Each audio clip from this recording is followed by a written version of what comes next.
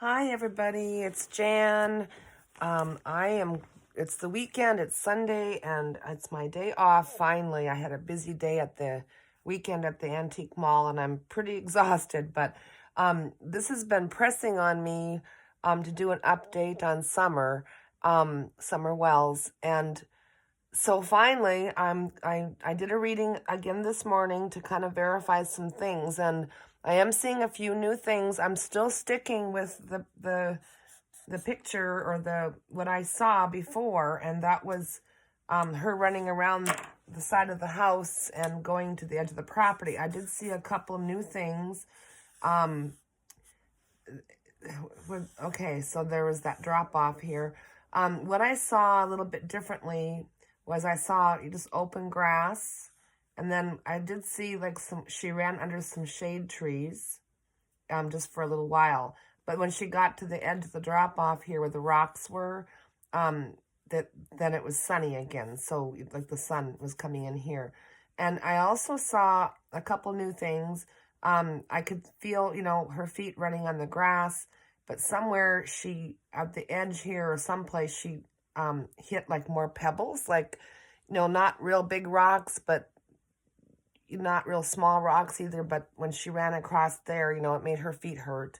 So this possibly at the edge of the grass or the yard or the lawn, there might be more of a rocky, pebbly area and some shade trees, and then she come out on this top of this rock where she fell. So that's what I'm still seeing. I asked for verification when I did the reading, and they're still showing me the same scenario, but they did show me those few other things. And I also saw a swing hanging from a tree somewhere, I think maybe possibly in their yard, but I'm not sure. But it was just like it had chains and either like a board or a rubber seat, but it was a kind of a makeshift swing hanging from a tree. I did see her past that when she ran. Now,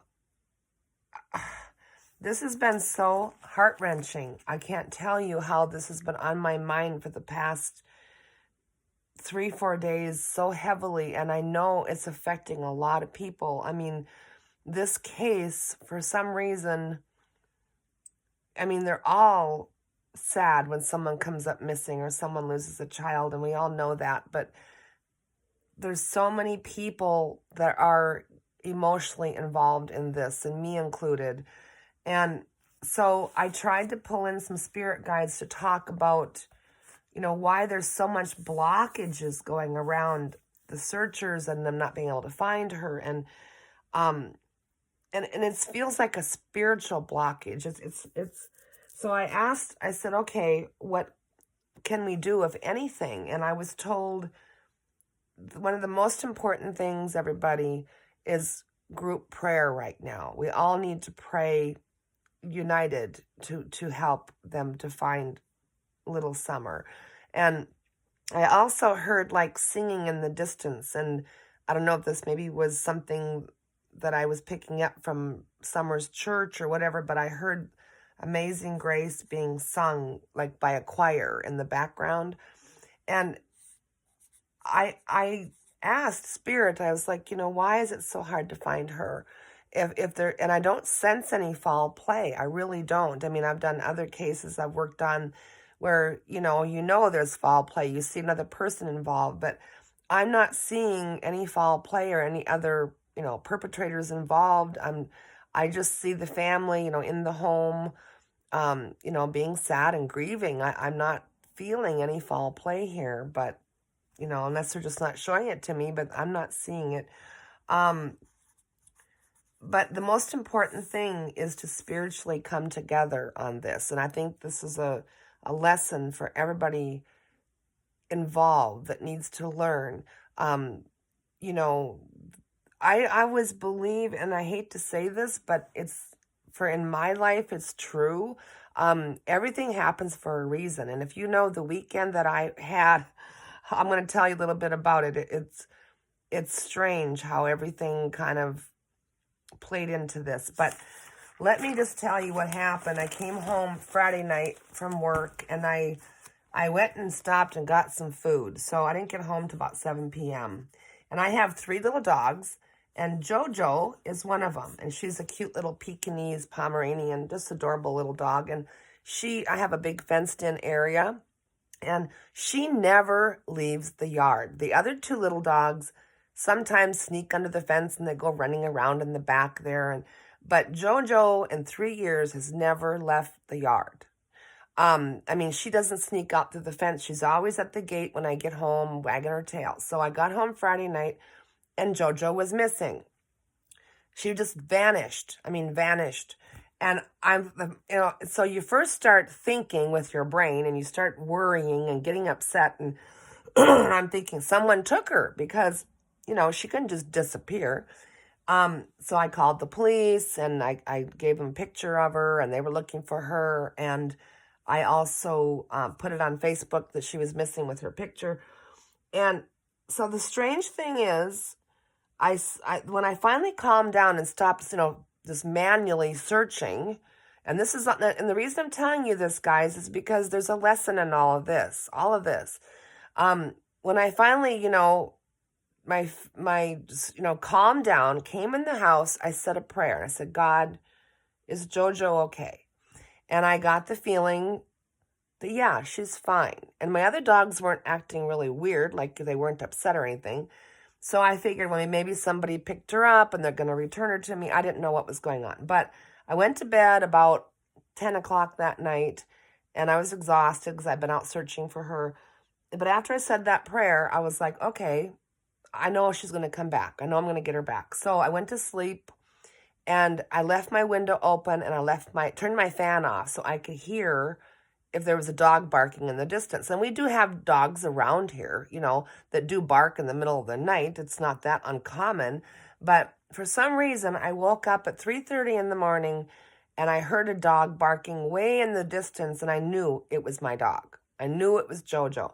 So I got up, and in my pajamas, and went down the street, and the street runs north and south, and the river runs here, and it runs here, and it goes under the bridge, and it comes. So basically, my house is over here, the river runs in front of it, and then the bridge, and then it runs on this side of the road too. But there's a steep embankment here. So I'm walking down this road following the barking, and I got about a half a mile, and the barking stopped.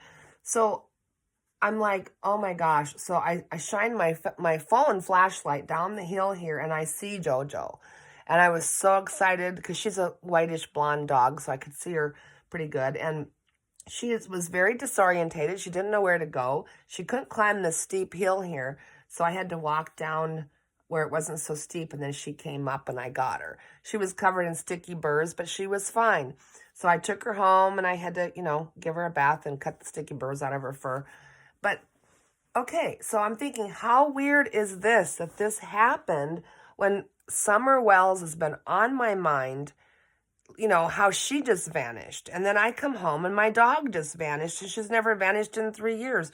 So, it was just some kind of a weird synchronicity I felt. Well, then I have to share this with you guys. This is important. And it's a story, but it's a true story. And it happened to me 30 years ago. I was living in West Virginia, and we had a little house, little ranch-style house, and there was the creek that ran right in front of the house, and then there was a road here, and the bridge came across right by our house, and then the road ran this way and this way.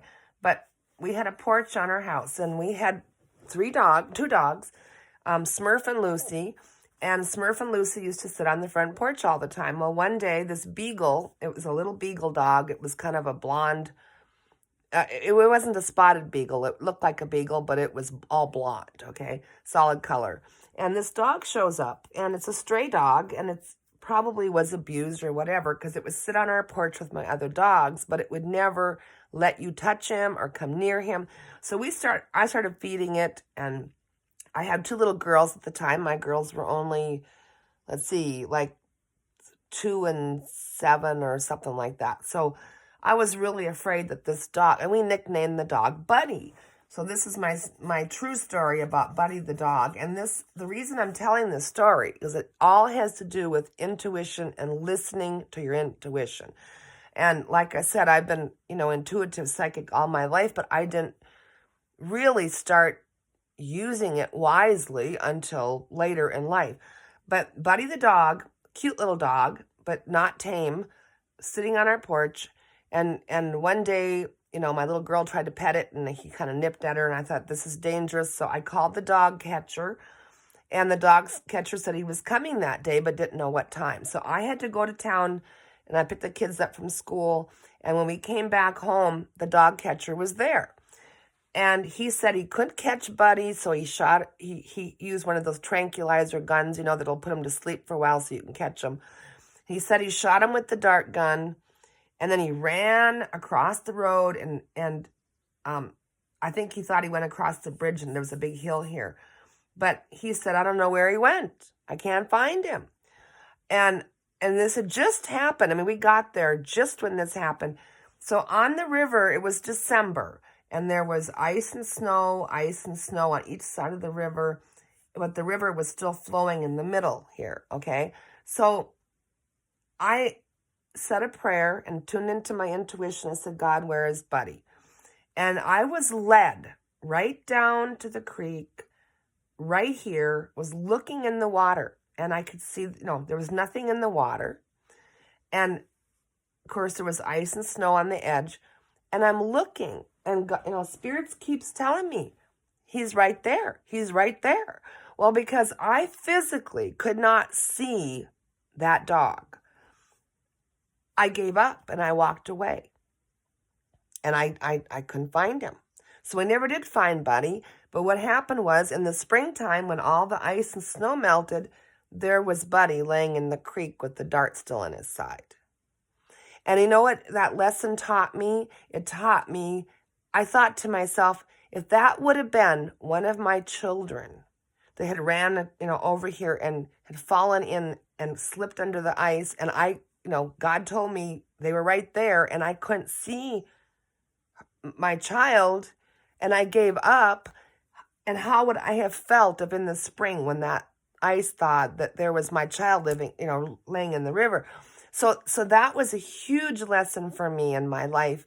When God tells you something in spirit, and even though you can't see it with your physical eyes, you gotta follow through, because if you feel it so strongly, and even though you physically can't see it, you have to follow through and you have to listen. And so that was, a big lesson in my life that I learned. So now, fast forward to my experience with my dog missing the other day. Thank God I got Jojo back, but I can't get my mind off of Summer. And I was shown this map from my last reading, that I posted, of where she is, and I'm keep being told she's there. And I have no idea if someone has actually gone there. So I asked Spirit, and Spirit said three times someone has walked by that top of that rock where she fell, but they still haven't found her. And I'm telling you guys, this is killing me. It's killing me. And then I also asked about why the searchers, they're trained, they're professionals, they have the dogs, all this, why can't they find her? And this is weird, but I was told that they're not using their intuition. They're just manually, physically going about their work. But they need to tune into their intuition. Somebody that's on that search team needs to be listening to their intuition, please. So please, guys, pray. I was told that she is going to be found. And I know you're all wondering, is she still alive? Is she not? That's very interesting too.